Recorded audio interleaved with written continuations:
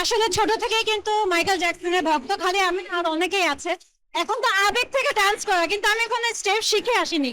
হঠাৎ গানটা শুনে মনে হলো যে মনের অনুভূতিটা আমি ডান্সের মাধ্যমে প্রকাশ করি, সেই জন্য আর কি ডান্স করা।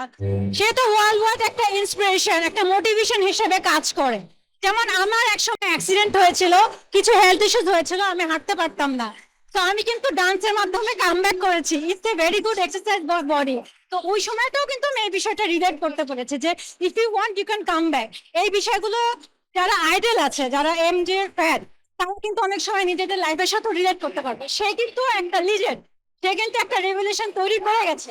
এই বিষয়টা আমাকে খুব বেশি আর কি, I feel inspired about that. দেশ জুড়ে যে কোনো কেনাকাটায় 10,000 টাকার বেশি অফার, তাই পেমেন্ট মানেই বিকাশ।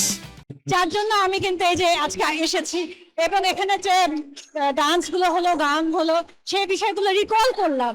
তখন তো অনেক ছোট ছিলাম, তারপরেও ওই অনুভূতিটা, ইমোশনটা কাজ করে।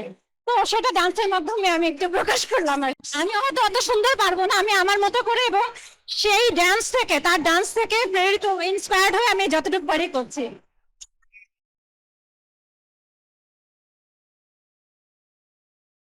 এই প্রথম করলাম। সত্যি কথা, আমি এভাবে করে আগে নাচিনি। এমনি তো আমরা নাচ আসলে একটা এক্সারসাইজ, পাশে আমরা টুকটাক প্র্যাকটিস করি, আমি প্র্যাকটিসও করিনি, এটা ফার্স্ট টাইম।